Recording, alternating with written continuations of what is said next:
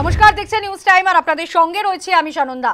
দুই ইআরও এবং এইআরও কে সাসপেনশন ইস্যুতে ফের নির্বাচন কমিশনকে নিশানা মুখ্যমন্ত্রীর। কোন আইনে সাসপেনশন, এমনই প্রশ্ন তুলেছেন মুখ্যমন্ত্রী মমতা বন্দ্যোপাধ্যায় ঝাড়গ্রামের সভা থেকে।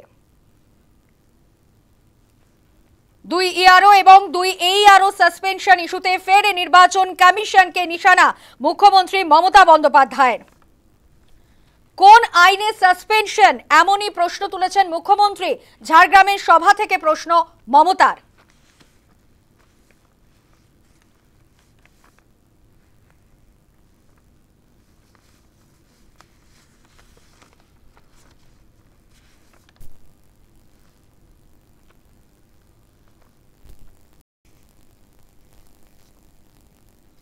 কি বলছেন মুখ্যমন্ত্রী মমতা বন্দ্যোপাধ্যায়, শোনাবো। দুজন WBCS অফিসার ওনারা সাসপেন্ড করে দিল, ইলেকশনে ডিক্লেয়ার হয়নি। কি সাহস! Under which rule? বাবা সাহেব আম্বেদকর এই কনস্টিটিউশন তৈরি করেনি।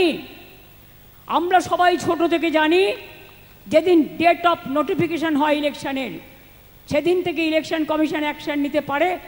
আমরাও দেখে দেখে তাদের ঠিকমতো আমরা মানে অন্যান্য জায়গায় আমরা তাদের অল্টারনেটিভ দিয়ে দিই।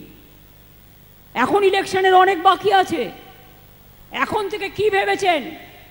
এই এনআরসির নাম করে ব্যাকডোরে যাকে ইচ্ছা অফিসারদের ভয় দেখাবেন? অফিসারদের পাশে সরকার ছিল, আছে এবং থাকবে। যে কোনো সরকারি কর্মচারীদের পাশে গভর্নমেন্ট ছিল, আছে, থাকবে। ভোটার তালিকার বিশেষ সংশোধন ইস্যুতে ফের কমিশনকে নিশানা মুখ্যমন্ত্রীর। আধিকারিকদের সাসপেন্ডের নির্দেশে ক্ষুব্ধ মুখ্যমন্ত্রী। দুই ইআরও এবং দুই এইআরও সাসপেনশন ইস্যুতে ফের নির্বাচন কমিশনকে নিশানা মুখ্যমন্ত্রীর।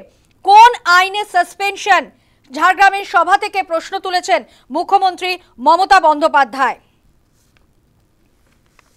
ভোটার তালিকা সংশোধন ইস্যুতে তোলপাড় আবারও। ভোটার তালিকার বিশেষ সংশোধন ইস্যুতে কমিশনকে নিশানা করলেন মুখ্যমন্ত্রী মমতা বন্দ্যোপাধ্যায়। আধিকারিকদের সাসপেনশনের নির্দেশে ক্ষুব্ধ মুখ্যমন্ত্রী। দুই ইআরও এবং দুই এইআরও সাসপেনশন ইস্যুতে ফের নির্বাচন কমিশনকে নিশানা করেছেন মুখ্যমন্ত্রী মমতা বন্দ্যোপাধ্যায়। কোন আইনে সাসপেনশন, এমনই প্রশ্ন রেখেছেন তিনি। ঝাড়গ্রামের সভা থেকে প্রশ্ন তুলেছেন মুখ্যমন্ত্রী মমতা বন্দ্যোপাধ্যায়।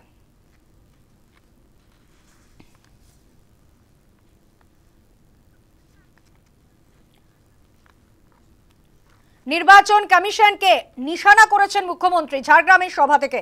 কি বলেছেন, শোনাবো।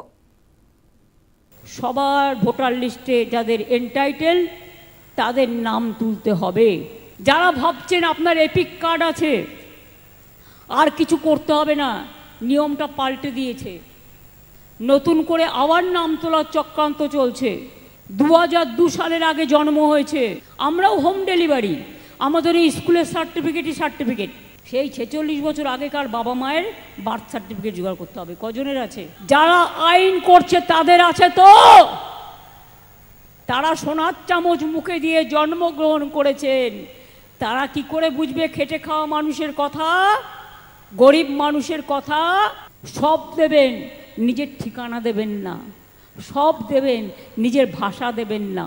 সব দেবেন, নিজের অস্তিত্ব দেবেন না। অস্তিত্ব যদি চলে যায়, সব চলে যায়। হতাশ হবেন না দয়া করে, দুঃখ পাবেন না। এটা একটা ডাবল ইঞ্জিন সরকারের চালাকি চলছে, চক্রান্ত। মানুষের নাম বাদ দিয়ে তাদের বাংলাদেশে পাঠিয়ে দেওয়া। ভোটার লিস্ট আর ভাষার সম্মান কেউ ছাড়বেন না। আমাদের লোকেরা লড়াই দিল, স্বাধীনতা সংগ্রামীরা দেশ বাঁচালো, আর আজকে বলে দিচ্ছে তোমরা বিদেশি। তোমাদের রাজনৈতিক দলের তখন জন্ম হয়েছিল। এই জিনিস আমরা বরদাস্ত করব না, এই জিনিস আমরা মানব না। লক্ষ্মীর ভাণ্ডারে মা লক্ষ্মীরা যারা আছেন, রুখে দাঁড়াবেন। আপনারাই ঘরের লক্ষ্মী।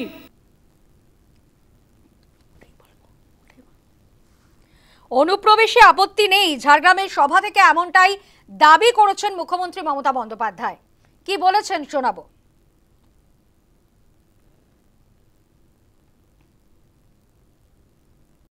যারা বাংলাদেশ থেকেও এসছে আইনত মেনে, ইন্দো বাংলাদেশ যুদ্ধের পরে তারাও ইন্ডিয়ান সিটিজেন, যারা ভারতবর্ষের নাগরিক তাদের কেন তুমি বাংলাদেশে পাঠাবে? যদি কেউ সত্যি অনুপ্রবেশকারী হয় তার বিরুদ্ধে ব্যবস্থা না, আমাদের কোনো ব্যাপার নেই, এটা আমাদের হাতে নেই, রাজ্য সরকারের হাতে, এটা তোমাদের হাতে আছে।